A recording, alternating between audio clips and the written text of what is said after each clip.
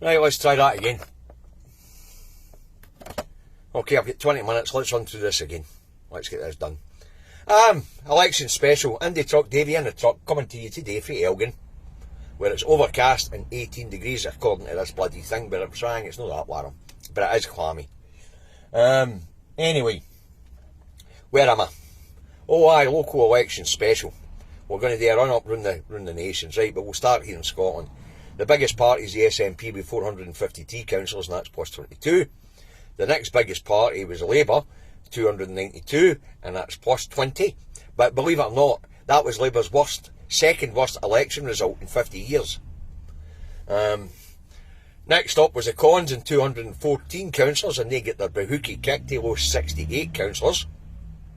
Independents standing, 155 of them were elected, and that's down 15. The Lib Dems had a good showing. They're up to 87 councillors, and that's plus 20. The Greens had a good showing, mainly at the expense of the SNP, believe it or not. And they're up to 35 councillors, and that's plus 16. The British Unionist Party, I've got one councillor. To my shame, it's in my ward. What did the British Unionist Party stand for? End of devolution, centralisation of all power in London. That's what they stand for. They want to do away with free prescriptions, free university tuition fees, they want to do away with free roads, they want to do away with all the benefits we have with the Scottish Parliament. The British Unionist Party sprang out of Scotland in the Union 2015, and it would appear that Labour and this British Unionist Party are trying to NIify our politics, and Northern Ireland-ify our politics. They want to introduce sectarianism into our politics. Right, and the Alpha Party is predicted got none. Now, the British Unionist Party did better than the Alpha Party.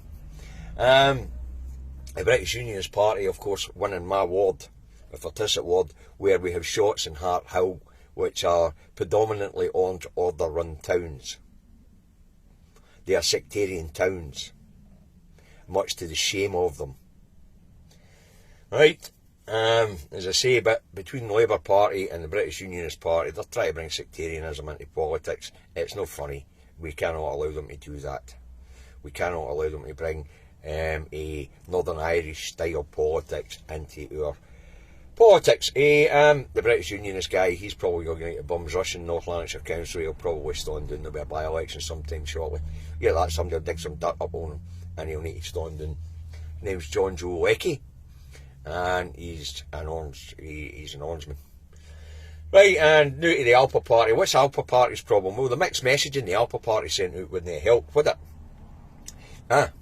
You've got one of their MPs saying there's never going to be a referendum, Neil Henry, and you've got the other one, Kenny McCaskill, telling us that if we have a referendum and vote at Westminster doesn't tell us it's alright to have a referendum, then our voices don't count. So we've got Alpha for Independence telling us we can't have independence. Wow. What a message that to send out to anybody. Vote for us, we're pro-independence, but by the way, you can't have independence. No, without Westminster's permission. You can't have a say without Westminster's permission. And you've got Neil Henry round about telling us that we're not having a referendum, so Davy's wasted his life. I've got Kenny McCaskill of the Alpha Party telling me I've wasted my life. I've got Neil Henry of the Alpha Party telling me I've wasted my life. But the other big problem for the Alpha Party is 51% of the population is not going to vote for them. 51%. That's the female part of the population. Doesn't matter that Mr. Salmon was exonerated in court. You know, the courts might have found him innocent, but the court of public opinion, Mr. Salmon's yesterday's man. Simple as that. Now, the Alpha Party's had 2 outings and the same result both times. They better change their attitude, become more constructive instead of destructive in the movement. They can get off their woke pish.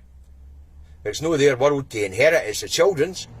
And if the children have different issues in the forefront of their minds, like global warming and gender recognition and gender equality, nothing to do with the old guard, which is mainly what the Alpha Party is, the old guard, the disenfranchised for the SNP who's done a runner. That's what the Alpha Party is. As I say, they need to get off his woke stance and get off this cancel culture crap. And Haddington for A961. And they need to stop telling us we're not having a referendum, and if we do have a referendum, it doesn't fucking count unless Westminster says so. Right, that's the Scottish Roundup for you. Let's get to England. The biggest party was the Labour Party on 2,265 council seats, and that was plus 22. The Conservatives taking a real tanking down that road, just as they did in Scotland. And they're on 1,075, and they lost 338 seats. The Lib Dems had a good day down that road. They're at 712 and picked up 192 seats. Independents don't really feature that much down that road, to be honest with you. There was 145 of them elected, and that was actually up 27. The Greens had no a bad time down there either. They get 116, and that was plus 63. And the RA, whoever the hell RA is, they get 51, and that was plus 10. Alright, so the Tories didn't take as big a kicking in England as what they were expecting. The Tories were expecting to lose 600 seats in England alone. Boris Johnson was quite pleased he only lost 330 and 530 in total. Right round. Okay. In Wales, Labour had a strong showing, but you know, they seem hell-bent on voting for crap politicians down that road. Although I have to say Mark Drakeford's a wee bit more impressive than Anna Sarwar. So, in Wales, Labour got 526, as I say, and that was up 66. Next was the Lib Dems, and they get 316 seats, and that was plus 8. Plaid Cymru got 202 seats, and that was down 6. They took a wee bit of beating. The Conservatives got 111 seats, and that was down 86. They didn't have to take a kicking. And the Lib Dems, no, that's no Lib Dems. Who the hell's that? Sorry, Independents get 316 seats in Wales, no the Lib Dems. Independents, they seem to be quite big in their independents, as I say, that was plus 8. Plaid Cymru 202 doing 6. The Conservative 111 doing 86. And the Lib Dems 69, and that was plus 10. So the Lib Dems didn't have a bad day there either. But Plaid Cymru, the setback was in 6 seats. Labour had a marvellous time, and it was Labour that took the bulk of the seats from the Tories. Labour's, Independents, and the Lib Dems are where the seats that the Tories lost went. Okay. Now, the next interesting election was in Northern Ireland. In Northern Ireland, Sinn Féin is now the biggest party on 27 seats, no change. The Democratic Unionist Party are on 25, and they're down 3. The Alliance Party have got 17, and that's plus 9. They're now a major player. The Ulster Unionist Party have got 9 MAs, they call them, and that's down 1. The SDLP have got 8, and that's the Social Democrat and Labour Party, and they're down 4 seats. And others are 4 seats, and that's down 1. Alright. So, the problem in Northern Ireland is now that the DUP won't go into a power sharing arrangement with Sinn Féin. So everything's up in the air out there. The Unionists are no used to coming second. But when you add all the different parties up, the Unionist Party still have the majority vote share. They'll get. So, but the Alliance Party could probably get into could maybe work with Sinn Féin. That would be 37, that would be 37, that would be 44. That would be 44 against 25, 34, 34 and 8, 42 against 46. But it's possible that the Sinn Féin and Alliance could make up a minority government. especially if you could talk some of the others into joining their government. So we'll see how that goes, but Davy's money is on. Davy's money is on there being a collapse of the Assembly and direct rule for London. But of course they'll try their best to avoid that for as long as possible. But it could be on the cards. So that's a roundup of how the elections went right round the UK. Right round the UK, the Tories took a doing. 530 odd seats lost, but they were thinking they were going to lose that in England alone. So Bojo will not be that frightened. You know, Bojo will not be that frightened. They didn't lose as many as they thought they were going to lose. It's a whopping amount, 530 seats across Scotland, England and Wales. But that'll no bother the Tories. Yeah, it will. No bother the Tories. As I say, but when we get back to Scotland, disgusted with the people in my ward voting for the British Unionist Party.